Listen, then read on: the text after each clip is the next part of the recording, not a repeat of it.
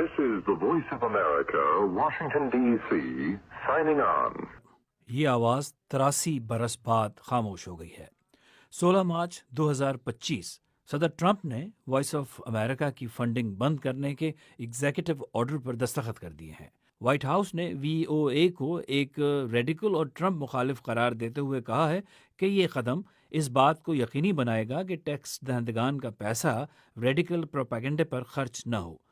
صدر کے حکم نامے کا ہدف VOA کے مرکزی ادارے US agency for global media کو بنایا گیا ہے، جو ریڈیو فری یورپ اور ریڈیو فری ایشیا کو بھی فنڈ فراہم کرتا ہے، جو بنیادی طور پر کمیونزم کے خلاف قائم کیے گئے تھے۔